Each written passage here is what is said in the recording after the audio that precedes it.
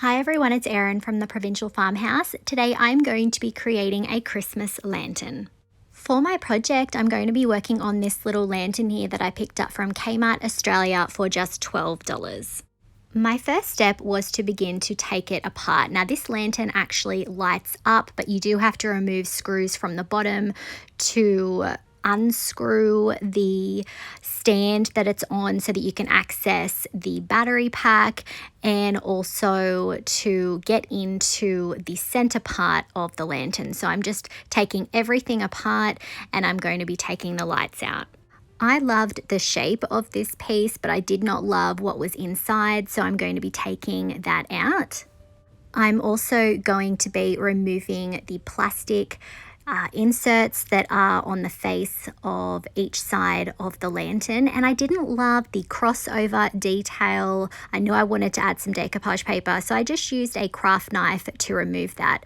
I repeated that for each of the sides of the lantern, and then I did take this outside and I gave it 2 coats of my White Knight flat white spray paint. This is going to prime the surface and it's going to make sure that my paint sticks to the plastic. I then took out my Redesign A4 decoupage paper. This is called Silent Night Sparkle. I'm just going to be using this small, sweet little winter town scene. So I'm going to cut off that bottom information there. I'll save that tree for later. I then folded it in half and I'm going to cut it into 2 pieces. So I'm going to have one of each of these on my plastic panes. So I'm using Redesign's matte decoupage medium here. This is nice and thick. It is perfect to use with Redesign's thicker fibre paper. I'm applying an even coat to one side of that plastic, and then I'm positioning the decoupage paper on there, and then I'm going to go over the top of that with another coat. So I'm just being careful to make sure that I have that all stuck down really well, and then I will be repeating the same process for the other one as well. So you'll notice that it doesn't quite fit the whole pane, but there is a border around the sections where these go into the lantern. So I knew just by holding it up to it that it was going to fit and that you wouldn't be able to see those gaps. Now, yet again, I did forget to iron my fiber paper. Make sure you do iron it. I was able to get that crease out though by just sort of stretching that paper and applying that medium quite thick. When that was dry, I used my craft knife to remove the excess from each of the sides. I definitely recommend doing this as opposed to sandpaper. I just find this a lot neater, and especially because I'm just working with a plastic pane here, I don't want to risk damaging it. I set that to one side and took out this stencil that I had in my stash. I'm going to be using it with Paint Couture's Pearl Crystal Paste. I'm going to apply it straight over the top of the stencil onto that plastic pane there. Now, obviously, I only have those 2 pieces of decoupage paper and I didn't have anything else that I thought would be suitable to go on the other lantern sections there. So I thought this was a great alternative. So I'm adding that over the top and then I'm gently lifting that away. And I'm going to be repeating the same process on the other plastic section there. So we'll have 2 with this design and 2 with the decoupage paper. I set that aside to dry and took out Redesign's Frosted Snowflake Wonders mold. This is from their most recent mold release. I'm going to be dusting one of the designs with cornstarch, and this is going to help my castings release. I'm working with Darce Air Dry clay again today. This is my favorite clay to use. I'm just pushing that clay in and then pushing the excess out, making sure that that's filled nicely, and then I'm flexing it, flipping it over to release my casting. So this is actually an ornament one, so I'm just sort of pulling off that extra little section. So I'm adding this to the top part of the lantern and then molding it to the surface. So I'm going to have part of it hanging over the edge and some of it wrapping around. You can see I have gone in and I have cast 4 of these. I'm going to have 1 on each side up the top of that lantern. I like to use clay for my projects. I find it a lot easier to mold it to the surface, but you could use resin for this. I'm not too worried. I've only got a little bit that's actually going to be overlapping or sort of hanging off the edge. So I think clay is definitely an okay choice for this. So I'm just going to continue to add my snowflake castings up the top there, and I am adding them while they are still wet so that I can bend them and manipulate them as much as I want.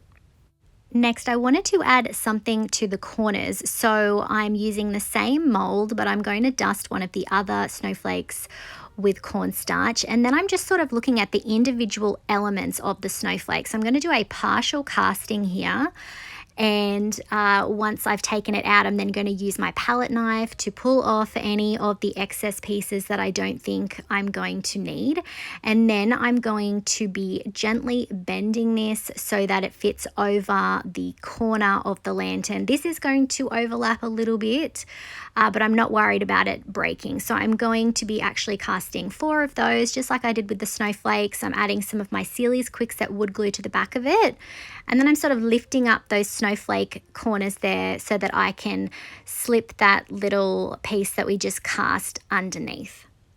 Next, I took out Redesign's Regal Flourish mold. I'm going to be dusting one of the trim designs with cornstarch and then working my DAS air dry clay into that. So I wanted to create a border around each of the different panes on the lantern. So I'm just casting this, and I'm going to be casting quite a few of these so that I can frame out that lantern. So I'm just adding glue directly to the surface. I have put the little scenes back into their places just so that I can see how the lantern is looking as I'm adding my molds.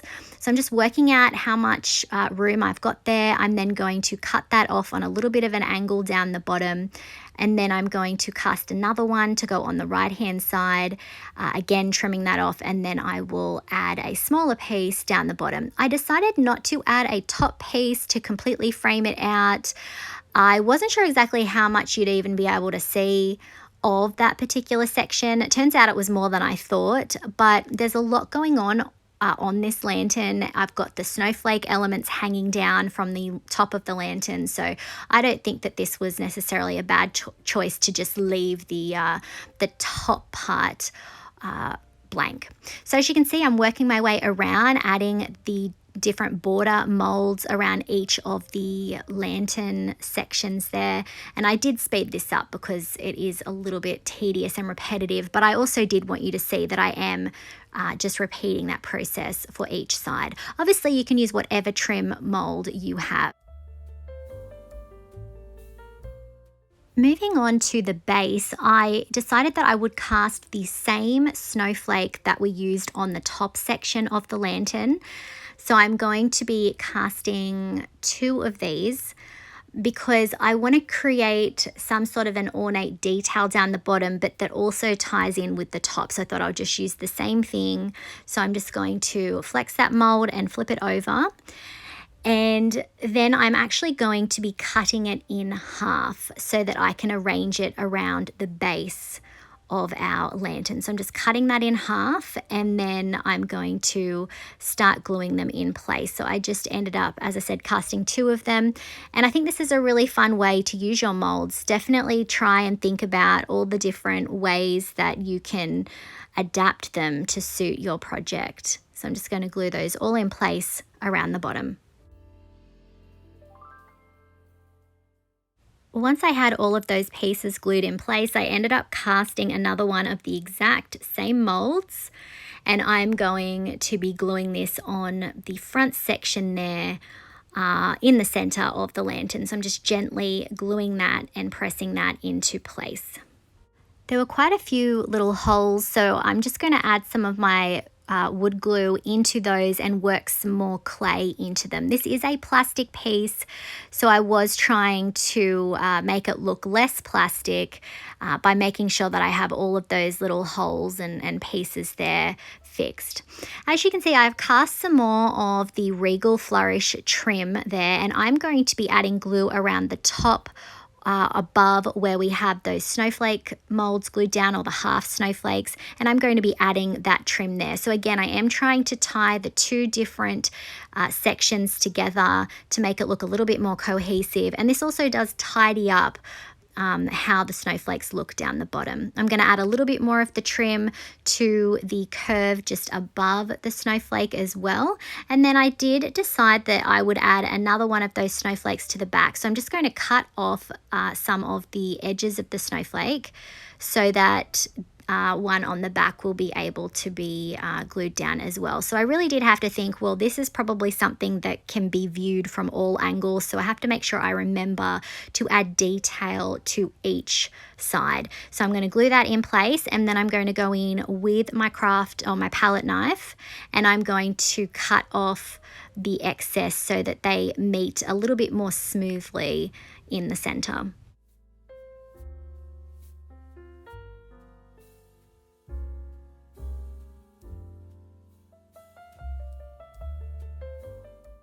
I let my castings dry overnight, and the next day I came in with Paint Couture's Mystic Grey chalk paint. I'm going to be applying one coat of this over the top of the entire lantern. I knew I was going to be coming in with a silver metallic paint, but I wanted a slightly darker color underneath. That would mean I didn't have to do as many coats, and it would also give my project a bit more of an antiqued look. So I'm going around adding that chalk paint. I'm applying it in a dabbing and stippling motion as well to create a little bit of texture. I'm of course painting inside the lantern as well. I moved on to adding it to the top section of the lantern, and I ended up having to do this in stages because obviously I've got that little handle, and I had to think about making sure that that wasn't going to pull paint off wherever it was resting. And then I will be painting the underside of that lantern as well, just to make sure that you can't see anything that would sort of detract from the eye, because we do have these sort of more clear panels on the lantern as well to consider. So as you can see, I'm moving on to the stand. Because I'm using chalk paint, it's a bit thicker. I'm also dabbing it on. The sections where I added the clay to fill in those holes are going to be, or will blend in quite seamlessly, I think. So again, just one coat of this chalk paint. If I inspire you to try any of the Paint Couture or Redesign with Prima products used in today's video, I would really appreciate it if you would use my affiliate links. You will find them in the description below. When my paint was completely dry, I took out Stardust Heavy Metal Metallic Paint by Paint Couture, and I'm going to be going over the top of all of the areas that we have that Mystic Grey down. Now, it doesn't really matter if I miss certain areas. The darker grey will just be showing through, and I really do like that effect. It often gives more of a sort of worn and weathered look. So I'm just going to go around and add this. I only ended up needing to do one coat of this, and again, I am obviously going to be going on the inside of that lantern as well. So keep in mind that all of the techniques that I'm using today can be used on really any type of lantern. You don't necessarily have to have one that is on a stand. This could be done with just sort of like a tabletop lantern as well. It's definitely a great way to update any of those pieces that are maybe looking a little bit tired, or you just might want to give them a bit of a festive makeover. And obviously you can use any kind of decoupage or transfer that you like.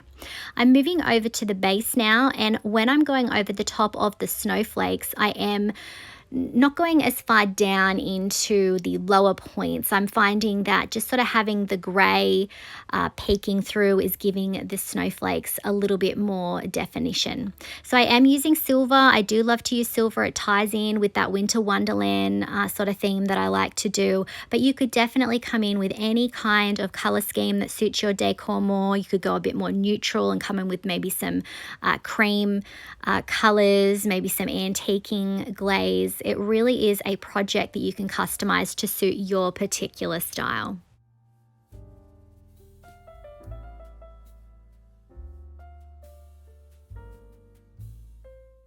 Once the stardust was dry, I took out Bronze Luxe Metallic, and I'm just going to be using a little bit of this with a flat artist brush. I'm going over some of the high points, just over the top of the castings at this stage and on some of the edges of the lantern as well. So I'm not going for a uniform look here. I am wanting this to look a bit more weathered.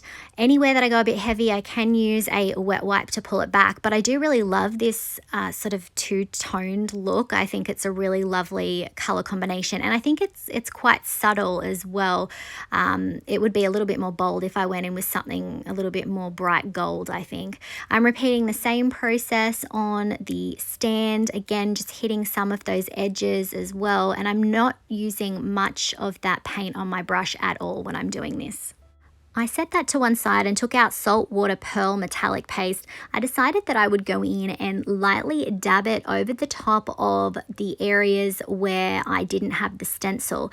I wanted more of a frosted look. I didn't want to be able to see clearly into the inside of the lantern. We're going to be having lights. I wanted to disguise that a bit more. I'm only applying a little bit of that product in a stippling motion, and I'm holding it up to the light to make sure that I'm not getting brush strokes. I let that dry and then added the panes back to the inside of the lantern. I'm then adding a little bit of that Bronze Luxe Metallic around the base. Next, I took out Paint Couture's Crust Medium. I'm going to be adding this over the top of the plastic panes themselves. So I have put them back into the different sections, and I'm applying the crust medium around almost like we are looking through sort of like a frosted snowy window. Now I have turned the plastic panes around so that the fibre paper is on the inside. So we are just putting this directly on top of the plastic.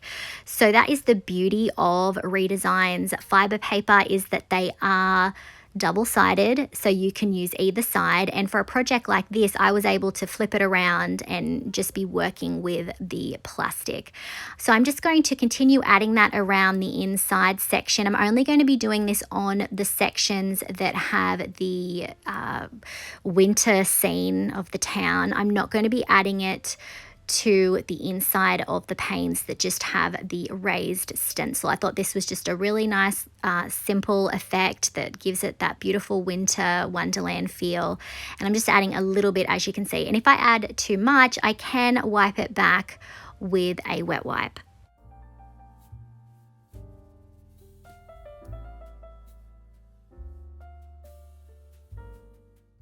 Once I finished adding it to those two little panes there, I did start adding it to the base. Now I am going in pretty sparingly. I don't want a huge amount, but I did want it to look frosted, like snow was resting around the edges. I'm adding a little bit on each of those sides, and then I did decide to add a little bit to the top section of the lantern. So I'm adding it, but then I'm sort of dabbing at it to create some little raised peaks.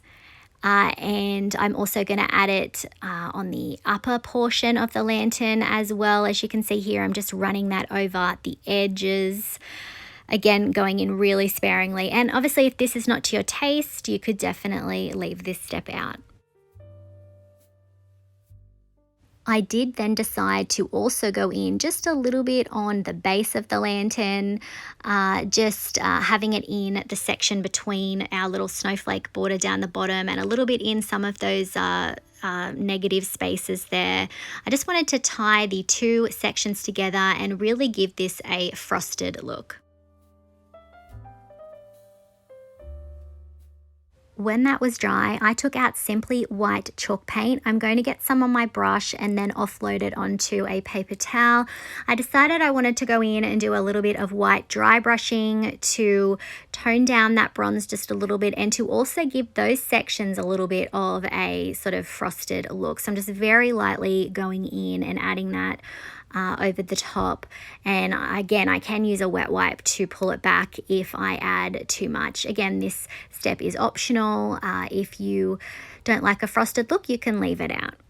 When that was dry, it was time to put everything back together. So I'm adding the top of the lantern back into place. I'm then going to feed those fairy lights back in to the center part.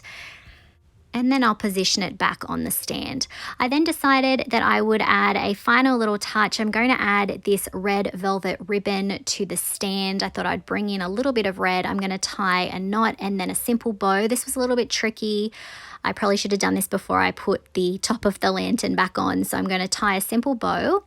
And then I did decide to just grab this little bit of greenery here, and I'm just going to slip that through. It is wired, so I can hook that over and put that in place. And here's a look at our finished Christmas lantern.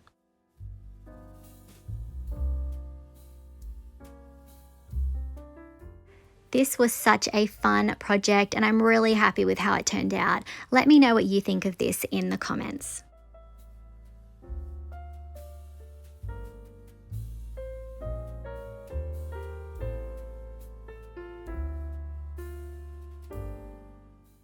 If you enjoyed today's video, I would really appreciate it if you would hit that like button, comment, and share it out.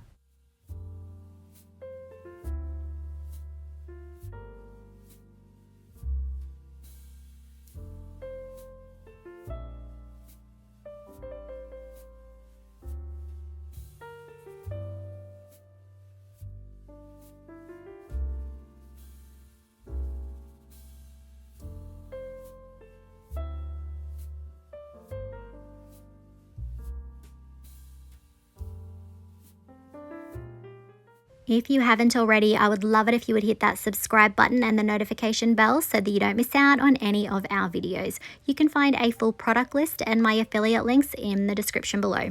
Thanks for watching.